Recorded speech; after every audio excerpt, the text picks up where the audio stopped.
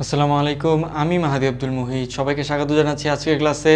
আজকে আমরা পড়ব ষষ্ঠ শ্রেণীর বিজ্ঞান এবং অনুসন্ধানী বইয়ের দ্বিতীয় অধ্যায়। তো চলো শুরু করা যাক। আমাদের আজকের টপিক হচ্ছে 2.2 সৌরজগৎ। দেখো, সৌরজগৎকে আমাদের সৌরজগতের কেন্দ্রে রয়েছে সূর্য। আমাদের সৌরজগতের কেন্দ্রে রয়েছে সূর্য এবং সূর্যকে কেন্দ্র করে 8টা গ্রহ রয়েছে। আমাদের সৌরজগতের কেন্দ্রে রয়েছে সূর্য এবং কেন্দ্রে রয়েছে সূর্য এবং তাকে ঘিরে ঘুরছে হচ্ছে কয়টা গ্রহ? 8টা গ্রহ। এবং তাকে ঘিরে ঘুরছে 8টা গ্রহ। গ্রহগুলো কি কি? গ্রহগুলো হচ্ছে বুধ, শুক্র, পৃথিবী, মঙ্গল, বৃহস্পতি, শনি, ইউরেনাস, নেপচুন। ঠিক আছে, এর মধ্যে বুধ হচ্ছে সব থেকে কাছের গ্রহ। কি? বুধ হচ্ছে সব থেকে কাছের গ্রহ এবং নেপচুন হচ্ছে সব থেকে দূরের গ্রহ। দেখো, আরেকটা কথা কি বলেছে? কিছুদিন আগে প্লুটোকেও নবম একটি গ্রহ হিসেবে ধরে নেওয়া হতো। কিছুদিন আগেও প্লুটোকে নবম গ্রহ হিসেবে বিবেচনা করা হতো, কিন্তু গ্রহের প্রধান বৈশিষ্ট্য হচ্ছে সেটিকে তার কক্ষপথের সকল জঞ্জাল নিজের আকর্ষণে পরিষ্কার রাখতে হবে। আচ্ছা, গ্রহের একটা প্রধান বৈশিষ্ট্য হচ্ছে সেটিকে তার কক্ষপথের সকল জঞ্জাল নিজের আকর্ষণে পরিষ্কার করে রাখতে হবে। প্লুটো আকারে সব থেকে ছোট হওয়ায় সেটি তা করতে পারে না। কি করতে পারে না? প্লুটো সব থেকে ছোট হওয়ায় সেটি তার আকর্ষণের মাধ্যমে তার কক্ষপথের সব জঞ্জাল পরিষ্কার রাখতে পারে না। কেন পারে না? সব থেকে ছোট হওয়ায়। এই জন্য এটিকে 2006 সাল থেকে আর গ্রহ হিসেবে বিবেচনা করা হয় না। 2006 সাল থেকে আর গ্রহ হিসেবে বিবেচনা করা হয় না। অনুমান করা হয় আমাদের সৌরজগৎ সৃষ্টি হয়েছিল আজ থেকে প্রায় 4.5 বিলিয়ন বা 450 কোটি বছর আগে। কত বছর আগে? দেখো, প্রায় 4.5 বিলিয়ন বা 450 কোটি বছর আগে। কত বছর আগে? 4.5 বিলিয়ন বা 450 কোটি বছর আগে। শুরুতে এটি ছিল কিছু গ্যাস এবং ধূলিকণার মিশ্রণ। কাছাকাছি কোনো একটি সুপারনোভা নক্ষত্রের বিস্ফোরণের কারণে তার প্রবল ঝাপটায় এই গ্যাস এবং ধূলিকণার মিশ্রণ সংকুচিত হয়ে একটি গ্যাস পিণ্ডে পরিণত হয়ে ঘুরতে শুরু করে। দেখো কি বলেছে? কাছাকাছি কোনো একটি সুপারনোভা নক্ষত্রের বিস্ফোরণের কারণে তার প্রবল ঝাপটায় এই গ্যাস এবং ধূলিকণার মিশ্রণ সংকুচিত হয়ে একটি গ্যাস পিণ্ডে পরিণত হয়ে ঘুরতে শুরু করে। কি করে? ঘুরতে শুরু করে। ধীরে ধীরে পুরো গ্যাস পিণ্ডের 99% থেকে বেশি পদার্থ কেন্দ্রে জমা হয়। কি হয়? ধীরে ধীরে পুরো গ্যাস পিণ্ডের 99% থেকে বেশি পদার্থ কেন্দ্রে জমা হয়, যেটি পরবর্তীকালে নক্ষত্রে রূপান্তরিত হয় এবং আলো এবং তাপ দিতে শুরু করে। কি করে? দেখো, দুইটা জিনিস, আলো এবং তাপ, এই দুইটা জিনিস দিতে শুরু করে। আলো এবং তাপ দিতে শুরু করে এবং বাকি প্রায় 1% পদার্থ এই নক্ষত্রকে ঘিরে ঘুরতে নিজেরা ছোট বড় নানা পিণ্ডে পরিণত হতে থাকে। কি বলছে? এবং বাকি প্রায় 1%, কত শতাংশ? 99% মিলে সূর্যগ্রহ সৃষ্টি হয়েছে এবং বাকি প্রায় 1% পদার্থ এই নক্ষত্রকে ঘিরে ঘুরতে নিজেরা ছোট বড় নানা পিণ্ডে পরিণত হতে থাকে। কি করে? ছোট বড় নানা পিণ্ডে পরিণত হতে থাকে। কেন্দ্রের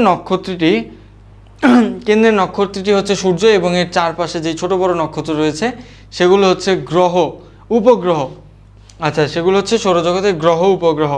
আচ্ছা দেখো এখানে সূর্য নিয়ে কি বলা হয়েছে? সৌরজগতের কেন্দ্রে সূর্য আমাদের নিজেদের নক্ষত্র। সূর্য একটা নক্ষত্র। এটি আমাদের সৌরজগতের সবথেকে বড়। পুরো সৌরজগতের ভরের 99.86% হচ্ছে সূর্যের। তাহলে সৌরজগতের কত ভর? দেখো, 99.86% ভর হচ্ছে সূর্যের। এখানে কি বলেছে? আকারে এটি পৃথিবীর থেকে প্রায় 100 গুণ চওড়া এবং এটি পৃথিবী থেকে 15 কোটি কিলোমিটার দূরে অবস্থিত। এটি আসলে একটি উত্তপ্ত গ্যাসের পিণ্ড, যেখান থেকে আলো এবং তাপ বের হয়। কি বের হয়? আলো বের হয়, তাপ বের হয়। সূর্যের পৃষ্ঠদেশের তাপমাত্রা কত বেশি? দেখো সূর্যের পৃষ্ঠদেশের তাপমাত্রা 5,500 ডিগ্রি সেলসিয়াস। 5,500 degree Celsius. মাঝে মাঝে সূর্যের পৃষ্ঠে বিস্ফোরণ ঘটে, তখন সেখান থেকে আয়নিত কণা বের হয়, যেগুলোকে বলা হয় সৌরঝড়। সূর্য থেকে সৌরঝড় পৃথিবীতে আসতে 1 থেকে 5 দিন সময় নেয়। এখন দেখো বুধ নিয়ে কি বলেছে। সূর্যের সবথেকে কাছের গ্রহ, সূর্যের সবথেকে কাছের গ্রহ, এটি কি পাথুরে এবং উত্তপ্ত। উত্তপ্ত কেন? কারণ এটি হচ্ছে সূর্যের সবথেকে কাছের গ্রহ। ঠিক আছে, সূর্যের খুব কাছাকাছি থাকায় পৃথিবী থেকে খুব সহজে এটিকে দেখা যায় না। এটা সবথেকে ছোট গ্রহ, আমাদের চাঁদের থেকে একটু বড়। পৃথিবীর মতো বুধ গ্রহেও দিন রাত হয়, তবে বুধের একদিন পৃথিবীতে 6 মাসের সমান। বুধের একদিন পৃথিবীতে 6 মাসের সমান। এবং বুধ গ্রহ পৃথিবী হিসেবে 88 দিনে, কত দিনে? 88 দিনে সূর্যকে একবার ঘুরে আসে। অর্থাৎ এর বছর হয় মাত্র 3 মাসে। বছর কত মাসে? 3 মাসে। মানে পৃথিবীকে, সূর্যকে একবার প্রদক্ষিণ করতে তার কতদিন সময় লাগে? 88 দিন, যেটা প্রায় 3 মাস। শুক্র দ্বিতীয় গ্রহ। এই গ্রহের বায়ুমণ্ডল আছে। আকার পৃথিবী থেকে একটু ছোট, তবে কি কাছাকাছি। পৃথিবী থেকে একটু ছোট তবে কাছাকাছি। এটি মেঘে ঢাকা থাকে এবং এজন্য তাপ আটকে থাকে বলে শুক্র গ্রহ সৌরজগতের সবথেকে উত্তপ্ত গ্রহ। কি? সৌরজগতের সবথেকে উত্তপ্ত গ্রহ। এর গড় তাপমাত্রা 476 ডিগ্রি সেলসিয়াস। গড় তাপমাত্রা কত? 476 ডিগ্রি সেলসিয়াস। সীসার গলনাঙ্ক থেকেও প্রায় কত? 100 ডিগ্রি বেশি। অন্যান্য সব গ্রহ তার অক্ষের উপর যেদিকে ঘুরে শুক্র তার বিপরীত দিকে ঘুরে। অর্থাৎ শুক্র গ্রহে সূর্য উঠে পশ্চিম দিকে এবং 2 মাস পর পূর্ব দিকে অস্ত যায়। ঠিক আছে, মানে সকাল থেকে রাত হতে আমরা 2 মাস হচ্ছে শুক্র গ্রহে সূর্যের আলো পাবো এবং 2 মাস অন্ধকার থাকবে। তাহলে কি পাচ্ছি? সূর্যে একদিন প্রায় 4 মাসের সমান। বুধ এবং শুক্রের দিন পৃথিবীর দিনের তুলনায় অনেক বড় হলেও পরবর্তী সব গ্রহের দিনের দৈর্ঘ্য প্রায় কাছাকাছি।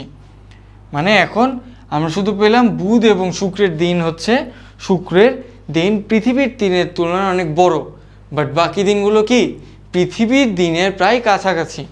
এখন পৃথিবী কি? পৃথিবী সূর্যের থেকে তৃতীয় গ্রহ। সূর্য থেকে তৃতীয় গ্রহ। এটি একমাত্র গ্রহ যেখানে পৃষ্ঠদেশে পানি রয়েছে। কি রয়েছে? পানি রয়েছে পৃষ্ঠদেশে। বায়ুমণ্ডল আছে। গড় তাপমাত্রা আরামদায়ক 15 ডিগ্রি সেলসিয়াস। এবং পৃথিবী হচ্ছে একমাত্র গ্রহ যেখানে প্রাণের উন্মেষ হয়েছে। কি হয়েছে? প্রাণের উন্মেষ হয়েছে। এর ব্যাসার্ধ প্রায় 6000 কিলোমিটার। ব্যাসার্ধ কত? 6000 কিলোমিটার। পৃথিবী থেকে শুরু করে পরবর্তী অন্য সব গ্রহের একদিন মোটামুটি কাছাকাছি। তবে সূর্য থেকে গ্রহের দূরত্ব যত বাড়তে থাকবে, সূর্যকে প্রদক্ষিণ করার সময়ও তত বাড়তে থাকবে। কি হবে? সূর্য থেকে পৃথিবীর গ্রহের দূরত্ব যত বাড়তে থাকবে, তার সাথে সাথে কি বাড়বে? সূর্যকে প্রদক্ষিণ করার সময়টাও বাড়বে। আজকে একটু পর্যন্তই। নেক্সট ক্লাসে আমরা ইনশাল্লাহ মঙ্গল গ্রহে থেকে পড়া শুরু করব। আসসালামু আলাইকুম।